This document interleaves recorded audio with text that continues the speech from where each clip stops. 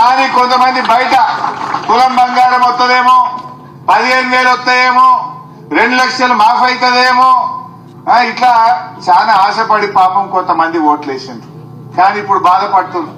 ఇప్పుడు ఏమంటారు, అరే జన్మలో మళ్ళా కాంగ్రెస్ పార్టీకి ఓటు ఏం రాబోయ్ అంటారు, అరే ఆగమైపోయినామంటారు.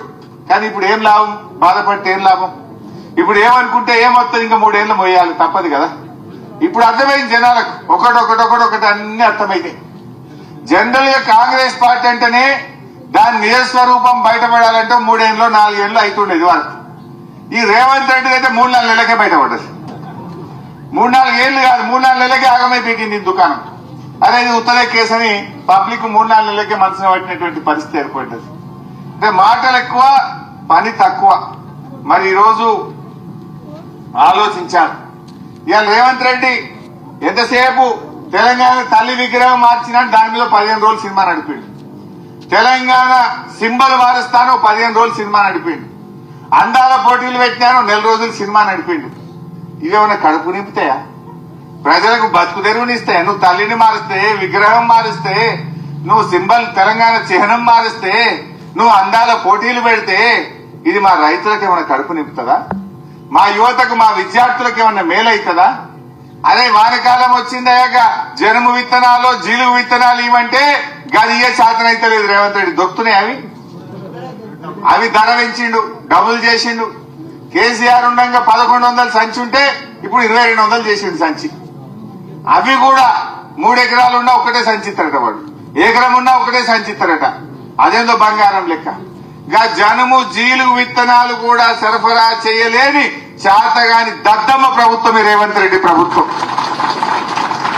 ఏమైనా మాట్లాడితే పైసలు లేవు అంటాడు. మరి అందాల పోటీలకి అడికెళ్ళిచ్చినాయి పైసలు. 200 కోట్లు ఖర్చు పెట్టి అందాల పోటీలు పెట్టినాం. అందాల పోటీలతోని ఎవరికన్నా కడుపు నింపుతారా? ఇప్పటికి ఉన్నాయి వాట్లు. అందాల పోటీలతో ఎవరికైనా అనా పైసా సాయం జరిగిందా?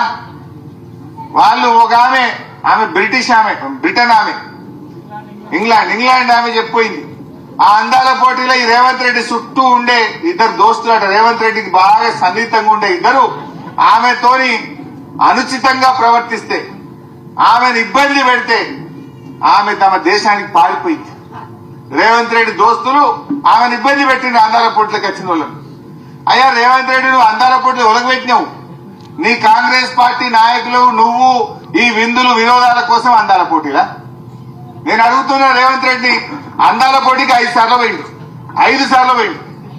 అందాల పోటీలను చూడు, నీకు 5 సార్లు పోయినావు. అందాల భామలను చూడడానికి ఒక్కసారి ఒక మార్కెట్ యార్డ్కి వచ్చి వడ్లెందుకు కొంటామని చూస్తేందుకు నీకు టైం దొరకలేదా? జనుము జీలుగు విత్తనాలు ఎందుకు దొరకలేవని అడగనీకి నీకు టైం దొరకలేదా? 5 సార్లు పోయిండు అందాల పోటీలకు. గంట టైం దొరికిందా ముఖ్యమంత్రికి? ఇంకా వేరే పని లేదా నీకు? నీ దోస్తులు, నీ చుట్టుండే కాంగ్రెస్ నాయకులేమో పాపం విదేశాల నుంచి వచ్చిన మహిళల పట్ల అనుచితంగా ప్రవర్తించి ఈ దేశ గౌరవాన్ని, ఈ రాష్ట్ర గౌరవాన్ని దెబ్బతీసిండ్రు ఇవాళ ఈ కాంగ్రెస్ పార్టీ నాయకులు. ఆమె మధ్యలోనే పోటీలో నుంచి విరమించుకొని తమ దేశానికి పారిపోయిందంటే అది మనకు చెడ్డ పేరు కాదా? నువ్వు ఏం చేసినావు? మచ్చ తెచ్చినావు ఈ